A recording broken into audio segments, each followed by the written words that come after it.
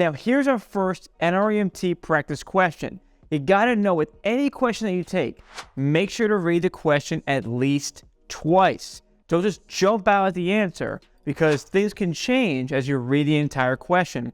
So I tell my students to read it at least twice, especially with longer questions. Now, here we go. Which of the following patient presentations best represents chronic bronchitis? And before we answer, in the comments down below, I have 3 questions for you in this video that I'm going to explain this to you. Now, in the comments down below, write your answers. We'll see if you got it right. Secondly, if you got all 3 right, give me a hashtag let's go in the comments. That way I know. And let me know, hey, I got all 3 right. And I'll say, let's go. Now, here's what we have. Which of the following patient presentations best represents chronic bronchitis? Here, A, B, C, D. Is it A, rails bilaterally with pink sputum? Is it B, a thin barrel chest?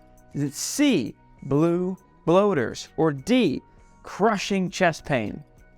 Now, the best representation of chronic bronchitis in this case is C, blue bloaters. Now, let's explain why this is. Chronic bronchitis patients, they're nicknamed blue bloaters.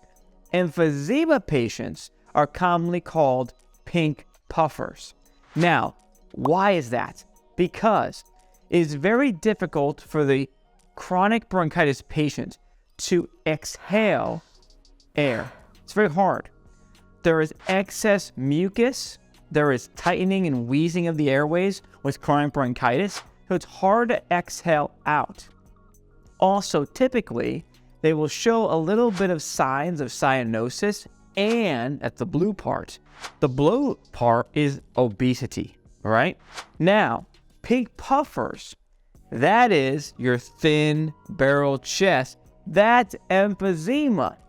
So emphysema is not so much about hypersecretion. It's more about the alveoli, you know, where gas exchange happens, where oxygen comes into our body, carbon dioxide leaves.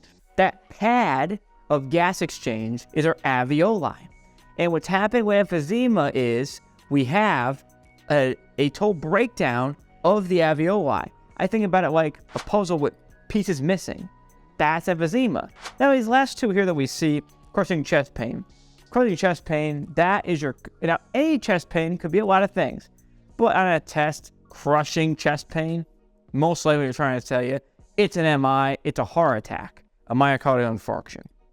Now, rails bilaterally with pink sputum, that's like a CHF flare-up. That's congestive heart failure, right? So rails, lung sound bilaterally, calling it pink sputum because you got blood in the wrong place, you have pulmonary edema, you got fluid in your lungs, so you're coughing up pink-tinged sputum.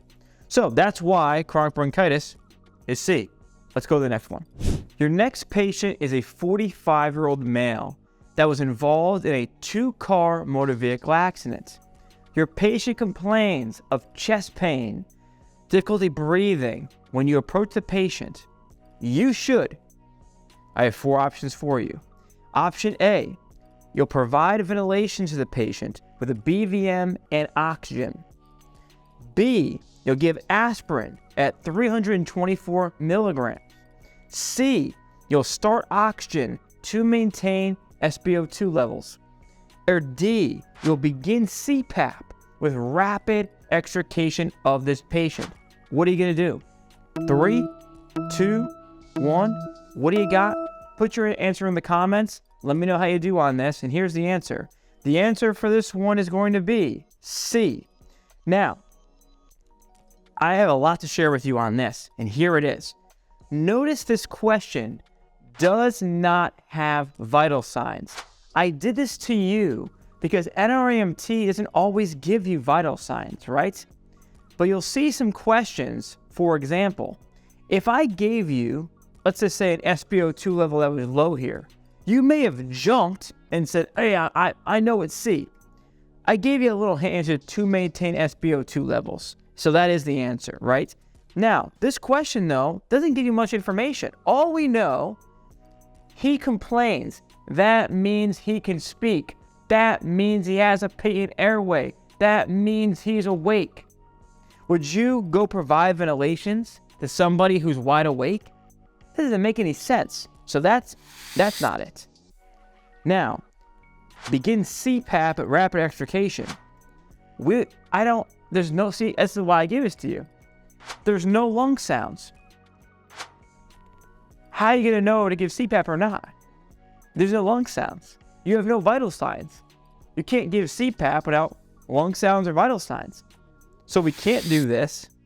Then the question is, do we give aspirin at 324 or do we start oxygen? Well, here's the deal.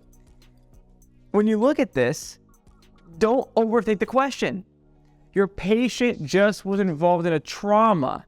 What do you think is wrong with this patient with chest pain and difficulty breathing? The worst case scenario would be a tension pneumothorax or a pneumothorax occurring, right? Because this question tells you they're in a trauma and they got chest pain and difficulty breathing. Alarm bells should be going off for pneumothorax. Don't overthink it and go, well, chest pain and difficulty breathing and he got in a motor vehicle accident. This could be a heart attack. Maybe I'll give aspirin. Don't overthink the question. So remember, this is trying to lead you down the pathway of pneumothorax, trauma, car accidents, right? Don't overthink it. Simple first. Okay, let's move on. So I got a secret.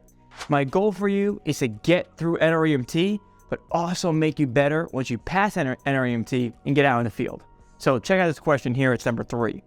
Your 66-year-old female patient has called 911 with complaint of increased difficulty breathing, swollen legs, cough, and a hard time sleeping the last few nights. You suspect A, B, C, or D.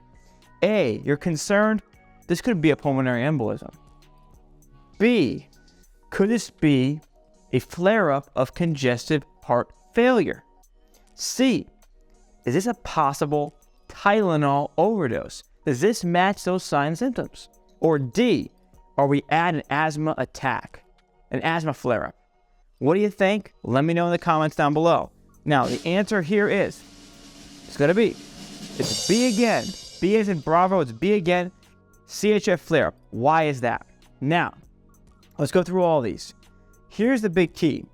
When you have a patient in their history, now, this could easily have been a switch, but this is why you got to reread the question. Look at some of the hints. A 66-year-old. Okay, well, at all these, could they have CHF in their history at 66? Sure. Now, if I told you this is a 26-year-old female, you'd be like, man, the odds of a 26-year-old female having, a CHF flare-up, that's more rare. You might think, man, maybe this is a sneaky pulmonary embolism, right? But you've clued in 66-year-old female, and these are all clear-cut signs and symptoms of CHF. Increased difficulty breathing over a few-day period. They have swollen legs, so not one leg like a DVT would be. Both legs are swollen legs, cough, and a hard time sleeping the last few nights. What's the big key between A and B? Pulmonary embolism happens like that. It's a rapid onset. CHF, if you have it in your history, you'll feel sluggish and more tired over a few days, and then boom, it gets so bad you have to call the ambulance. They'll say things coming like, oh, I haven't been feeling right the last few days. I've been kind of sluggish.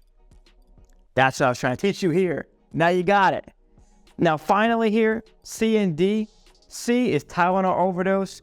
There's no sign and symptoms of that on here whatsoever that we would see. And D, asthma attack, is wheezing, bronchoconstriction. Has nothing to do with swollen legs or anything like that. Also, an asthma attack, an asthma flare-up, if you will happen more acutely, right? Yeah, it can trend a little bit, but mostly asthma, it tends to be quick. So like asthma, anaphylaxis, right? Pulmonary embolism usually happen quickly. CHF, it can happen quickly if you're having a heart attack, but you'll see this pattern in patients that have CHF in their history. They'll tell you, yeah, I had felt right the last few days. Then boom, they call the ambulance. Now you know about it.